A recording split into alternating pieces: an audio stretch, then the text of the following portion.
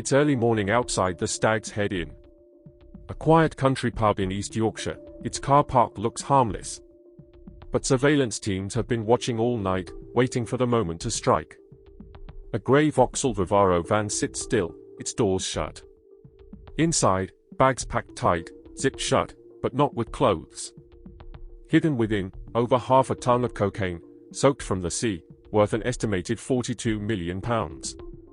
The command is given. Armed officers move in. The suspects are surrounded before they can run. In seconds, the largest cocaine seizure of its kind in the region is over. And yet, these weren't cartel bosses or untouchable kingpins. They were fishermen's sons from Argyle. A young man drowning in debt. And a Colombian smuggler who thought Britain's coastlines were wide open. But they were wrong. If you think cases like this are rare, you're wrong.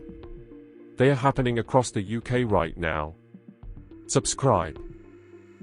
Because if you don't, you'll only hear about the next one when it's already too late. Mark Moran was just 23. He grew up in Ardisheg, a small fishing village on the Argyle coast. His knowledge of boats wasn't criminal, it was survival. In communities like his, the sea was tradition, but opportunities were scarce. That skill set, passed down through generations, made him valuable to those looking for discreet transport. Daniel Livingston, 25, came from Campbelltown, a whiskey town with a proud heritage. But debts were mounting, and desperation left him vulnerable. He wasn't a hardened trafficker, he was a young man searching for a way out, even if it meant stepping into crime. Anthony Mallister, 33, from Tynewald, was a lifelong seafarer. His experience as a skipper was exactly what smugglers needed, steady hands and local knowledge to guide vessels in and out of the coastline without drawing attention. And then there was Didier Reyes, known as Torriza, a 40-year-old Colombian national. He wasn't from Argyle, he was the link between South American suppliers and European distributors. His connections tied local men to international cartels. These weren't flashy criminals. They weren't masterminds.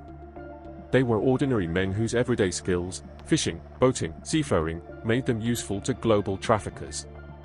In March 2023, the first step was taken. Moran and Reyes traveled to Cornwall, carrying £40,000 in cash. Under false names, they bought a fishing vessel, no questions asked, no paperwork to give them away. For men tied to the sea, this was their entry ticket into organized crime. The vessel was moved up the coast to Southwold, Suffolk. It was here they attempted their first smuggling run. Under the cover of darkness, the plan was to meet a supply boat offshore, transfer the drugs, and bring them in unnoticed. But Border Force was waiting. Before a single package could be moved, the operation collapsed. The vessel was intercepted off Lowestoft. No arrests were made, but the smugglers knew they couldn't risk being traced. The boat was abandoned, left behind as silent evidence of what might have been. For most, that first failure would have been enough. But this crew wasn't deterred. They regrouped, watched, and waited. By April 2024, the crew was back in motion. They regrouped, booking into a holiday inn under false names. From there, their preparations escalated. They purchased a 4x4 fitted with a tow bar, a Volvo, and a new rigid-hulled inflatable boat, known as a RIB. Each move, each purchase, was quietly recorded by surveillance teams who were now tracking their every step. They tested routes, made late-night fuel runs, and scouted access points along the Humber. The pattern was clear, they were searching for the perfect launch. On the night of April 28th, they made their first serious attempt. At Stone Creek, under the cover of darkness, they tried to push out. But the tides were against them. The inflatable was left behind in a car park, a failed attempt abandoned before it could begin. Yet this was only a pause, not an ending. Within days, they would try again. And this time, they wouldn't be coming back empty-handed. It was the evening of May 3, 2024, and the crew was ready to make their boldest attempt yet. The launch site was Hessel, beneath the Humber Bridge, location chosen for its concealment and easy access to the estuary. Under the cover of darkness, Moran and Reyes climbed into the rigid-hulled inflatable boat. Daniel Livingston remained on shore, carrying a torch to signal their return. Every move was shadowed by surveillance teams who had been following them for weeks. The Humber that night was restless, cold winds, strong tides, and an expanse of water that could swallow a small vessel in seconds. But the men pressed on, pushing out into the black water. Hours passed, and from the shore it looked as though they had vanished. Just after midnight, a faint light flickered against the coastline. Livingston raised his torch, guiding them back in. The RIB reappeared, heavy in the water. As it slid onto the beach near Easington Caravan Park, the truth of their mission became clear. They were carrying 524 kilograms of high-purity cocaine, brick after brick packed into waterproof bales, still wet from the sea. Each package carried a distinctive logo, a so-called narco barcode, the calling card of South American cartels. These were not random shipments. They were linked to larger consignments seized in Antwerp, Bilbao, and ports across Europe. Britain was not a side market, it was a destination. The men worked quickly. The cargo was loaded into a grey Vauxhall Vivaro van, driven from the scene with deliberate haste. The RIB was abandoned, along with life jackets, fuel cans, and discarded clothing. A trail of evidence that told investigators this was no fishing trip gone wrong. For investigators, the significance was enormous. This wasn't freelance smuggling. It was evidence of a pipeline connecting Colombian producers directly to Britain's vulnerable coastline. And the men moving the drugs weren't international kingpins, they were small-town recruits, trusted to handle a shipment worth £42 million. But here lies the twist. Surveillance officers, positioned only meters away, didn't move in. They could have stopped the van then and there. But instead, they let it drive away. The plan was bigger: follow the drugs, trace the network, and uncover who was waiting at the other end. Every mile that van traveled, investigators weighed the risk. And every mile, the suspects believed they were closer to victory. The empire phase had begun. But their success would be measured in hours, not years. The National Crime Agency faced a decision. They had watched the crew buy their boat, launch under the Humber Bridge, and return with more than half a ton of cocaine. They had seen the van loaded and driven away. But instead of striking immediately, investigators held back. The risk was enormous. If the drugs vanished into distribution networks, they could flood Britain's streets within hours. But the reward was clear: patience could expose the full chain. By dawn on May 4, 2024, the suspects had retreated inland. They checked into the Stag's Head Inn in Leigh, East Yorkshire. To the public eye, it was just another quiet pub car park. But to investigators, it was a pressure point. The van loaded with cocaine was parked outside. Inside, the men sat, unaware that every movement was being logged in real time. Surveillance tightened. Officers waited in unmarked cars nearby, radio silence broken only to track the suspect's steps. Every moment was a balance: move too early, and they risked missing key evidence. Wait too long, and the drugs could disappear. There were subplots hidden in the tension. Investigators had to consider: was someone else coming to collect the load? Would the crew hand it off before sunrise? And would the locals at the pub, just waiting to serve breakfasts, stumble upon the unfolding sting? For the smugglers, the mood was deceptively calm. They believed the hardest part was over, the sea crossing completed, the van secured. What they didn't know was that betrayal was already at play. Their discarded clothing, their abandoned RIB, the electronic breadcrumbs left in text messages, all of it had given them away. The NCA didn't just know who they were. They knew what they carried, where they slept, and when to strike. The car park was still. The van sat waiting. Armed officers, staged in silence, readied for the signal. By 7:53 a.m., the waiting was over. This was happening while most of Britain was still asleep. Subscribe, so you don't sleep through the next case we uncover. And if you think subscribing doesn't matter, say it in the comments, and tell us why silence feels safer to you. At 7:53 a.m., the silence around the Stag's Head Inn shattered. Armed officers moved in, surrounding the pub and the van outside. The suspects barely had time to react.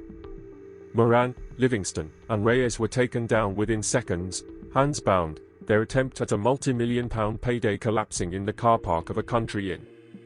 The van was pried open. Inside, the truth was undeniable. Bundles of cocaine, some still wet from the sea crossing, stacked and sealed in branded packaging.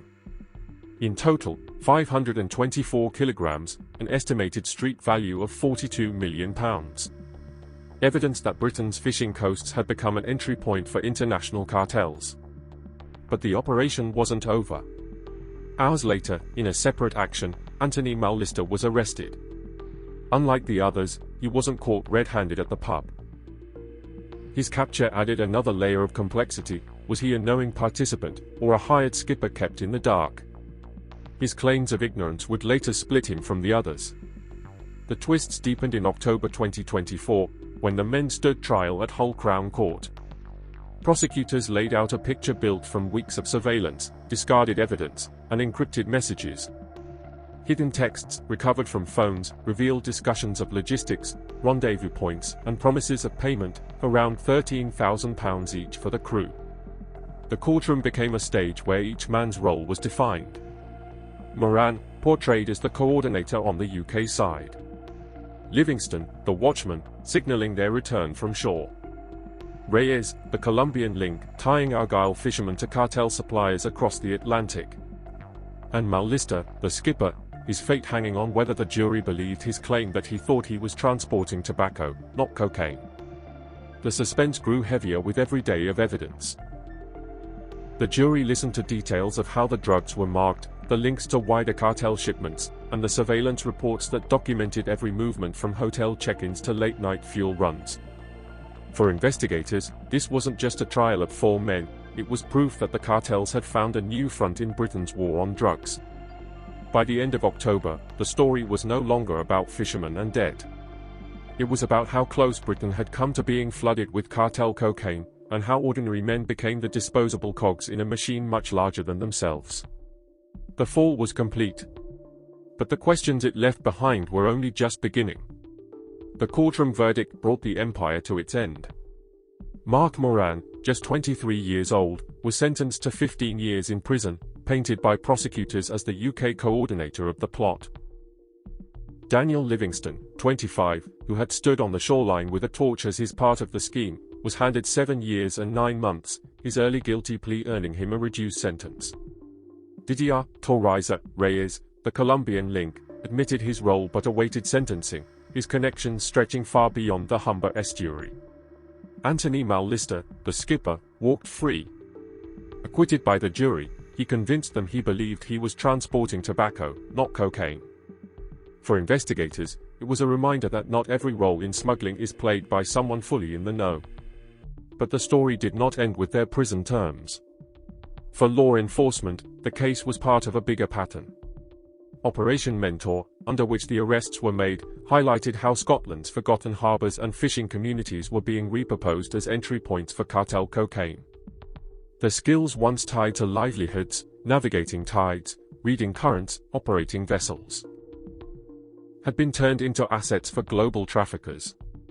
The narco barcode packaging found on the seized cocaine was identical to bricks intercepted in Antwerp and Bilbao, proving that this was not an isolated run. It was a spoke in a larger wheel, connecting South American cartels to Europe's northern edges. And if one shipment could land unnoticed, how many others had already made it through? The legacy stretched beyond Argyle. Fishing towns once defined by hard work and tradition now found themselves vulnerable, their young men targeted as recruits. Surveillance officers described it as a game of shadows: intercept one shipment, and another is already on its way.